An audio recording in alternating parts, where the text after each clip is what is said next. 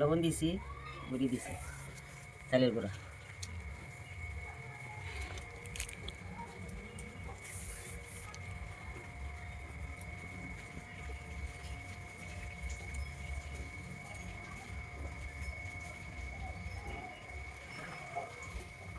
আতপ চালের গুঁড়া গাইলে সার দিয়ে তারপরে গুঁড়ি করি, এই গুঁড়ি দিয়ে পিঠা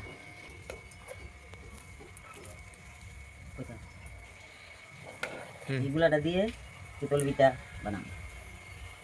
করতে হবে, জলটা কমাই দিতে হইব, নাহলে বেশি করলে জলটা পিঠাটা সুন্দর হইতে হবে। জলটা আস্তে আস্তে দিতে হইব, জলটা ভালো হইলে ঠিক হইলে পিঠাটা সুন্দর হবে, না তো পিঠা ফুলে না।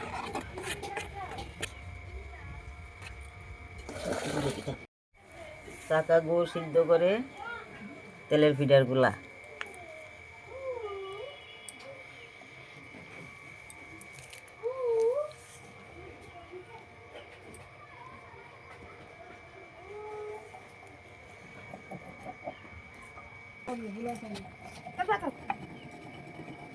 কতটুকু দিতে হবে গুড়? আরো রাখবো 1 কেজি গুড়, 2 কেজি চালও 1 কেজি গুড়, চালের গুঁড়ার মধ্যে 1 কেজি গুড় লাগে। মানে 2 কেজি চালের গুঁড়ার মধ্যে 1 কেজি চালে মানে 1 কেজি গুড় লাগে। 1 কেজি গুড় লাগে। আচ্ছা আচ্ছা, এটা আর কি কি দেবো মা? একটু জিরা, একটু আটা দিন, লবণ। লবণ। এদিকে হাতে বানানো মশলা হইতেছে।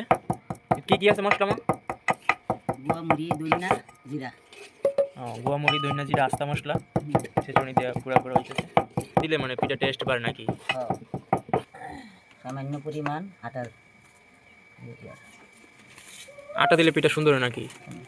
পিঠাটা নরম থাকে।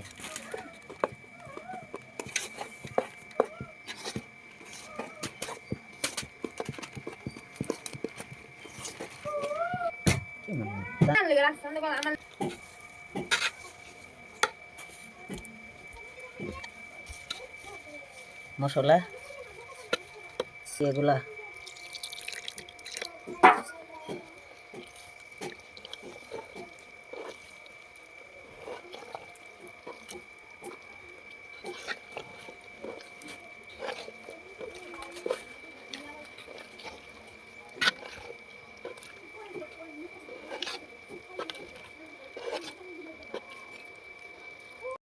হাওয়া গরম করে গুলা দিয়েছি।